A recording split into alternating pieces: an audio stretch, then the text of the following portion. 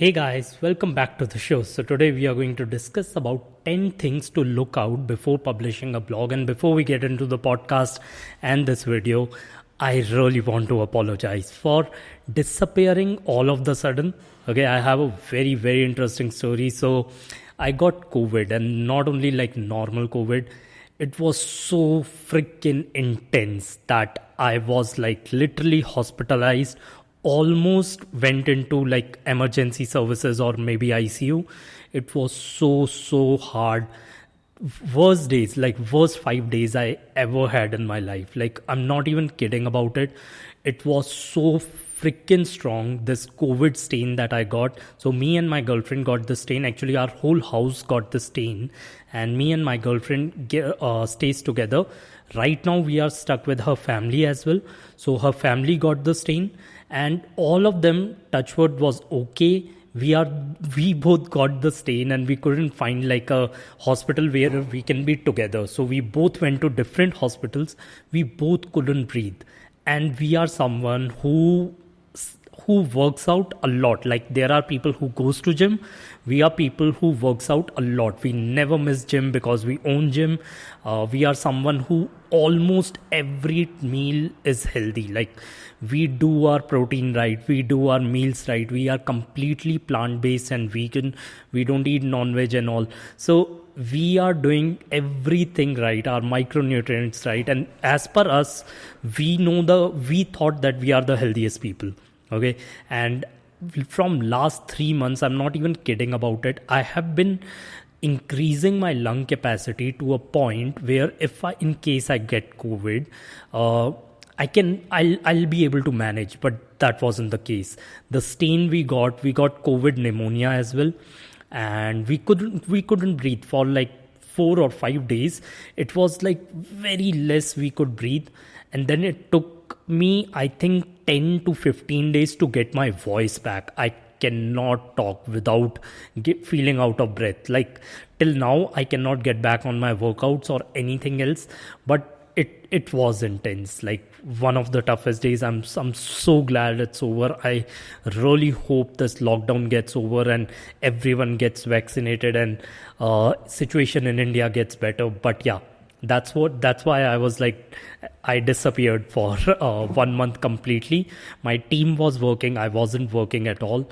And I tried doing the blogging. Like, I just gave topics to my content writers for blogs so that they keep writing, they stay employed.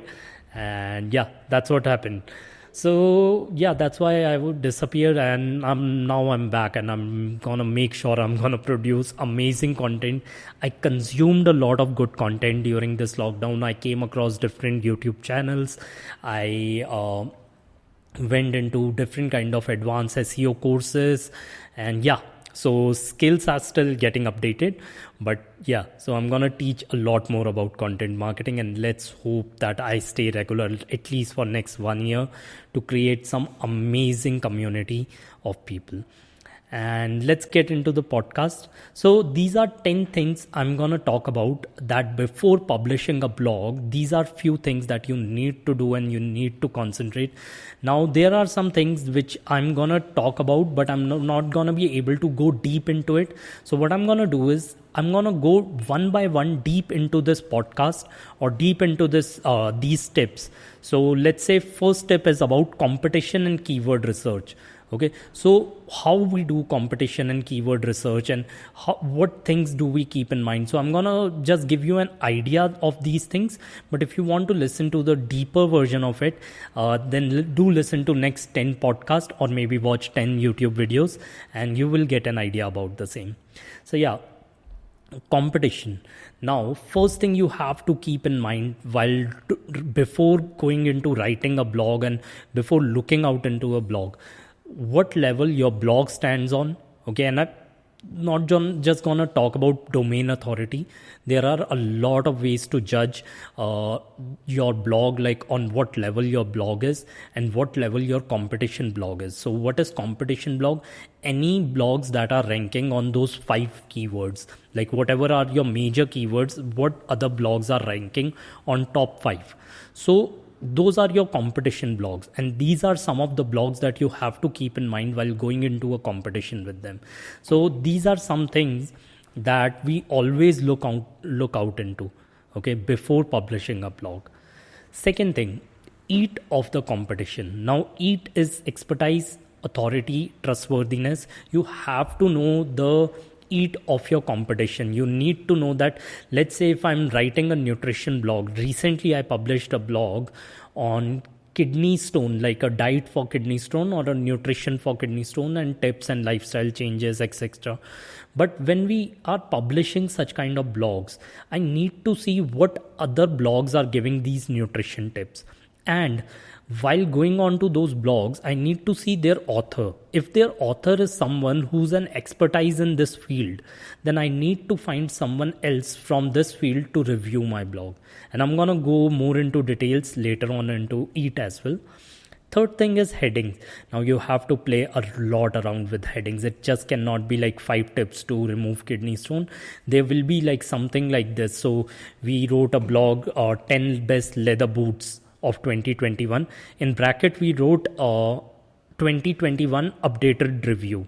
Like some things like these, you have to play around a lot with the headings. So yeah, I'm gonna give more tips on headings and all. Fourth tip you have to keep in mind is subheadings. You cannot just put random keywords as your subheading or the keywords you want to rank as subheading. You need to also keep the part in mind where human is going to read it, and you have to make sure that your subheadings are good enough that it can hold on to the attention of the human that is going to read the whole blog. Okay, don't just think about Google and all. Make your headlines witty and funny, which mostly holds on to the attention of people. Fifth thing, I think this I have created a lot of time.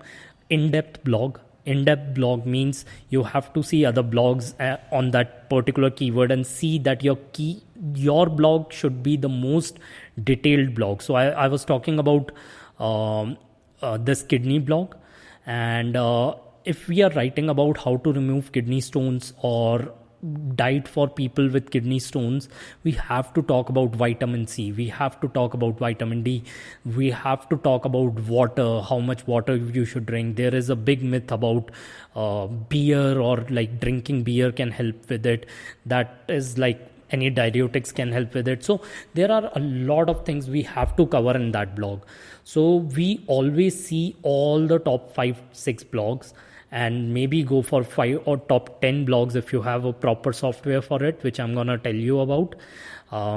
If you have that kind of software, then go into all the detailed blogs, subheadings, small things, and see what they are writing about and how detailed their blog is, and your blog should be better than theirs. That's how simple it is. Sixth thing you have to keep in mind is pointers and bullet points.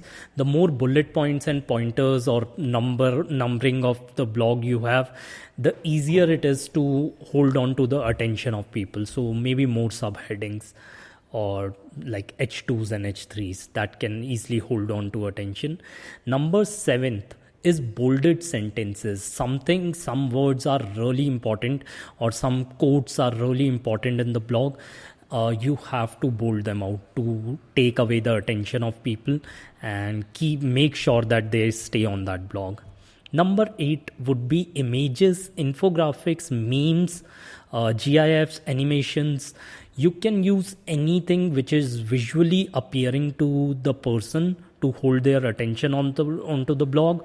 Sometimes I use memes. Some of the tones of the brand that I'm handling are really funny, so we use those memes, and they hold on to the attention of the user, and it's easier to communicate what point you are trying to give on the memes.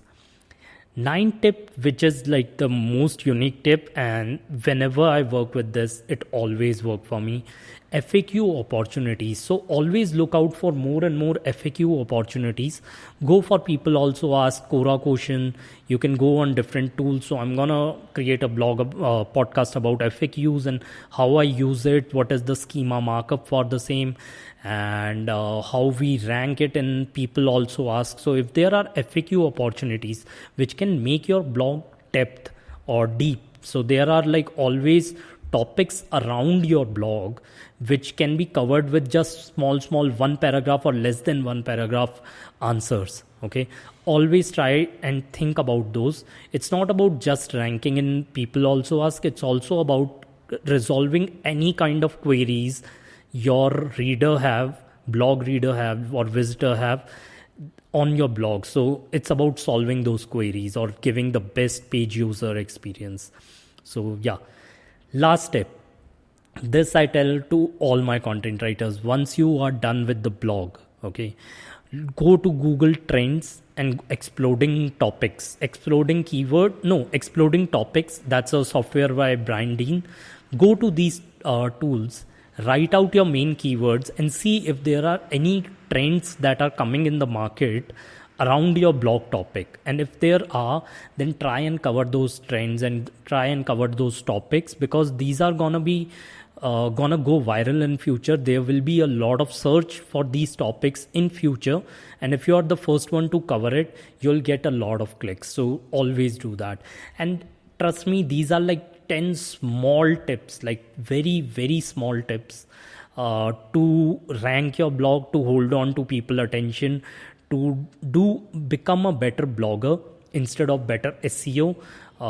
And these are some tips, like these are just small 10 tips. There are thousands of tips that comes into play when you go for blogging. So it's better to create that list. Do create this list with 10 topics. And if you want me to explain these topics in detail, then do listen to next few podcasts and do subscribe to newsletter. So newsletter is something I'm really excited about. I just published one newsletter that got more than 1500 to 2000 views so far. I published it a lot of groups and all, where I published a SEO case study and people loved it. So I would really suggest that if you're not subscribed to a newsletter, then go ahead and subscribe to it. Do check out Instagram, where I'm dropping daily different kind of tips, where Twitter or any other social media account, or subscribe to this YouTube channel or podcast, and you would listen to a lot more tips regarding the same. And I will try my level best to stay consistent and be very active towards these podcasts. I hope this podcast is helping you guys, and if it is, then please leave me a review. That would mean a lot to me. And if you can just subscribe to it, that would help me get discovered more. And I will see you guys tomorrow. Bye.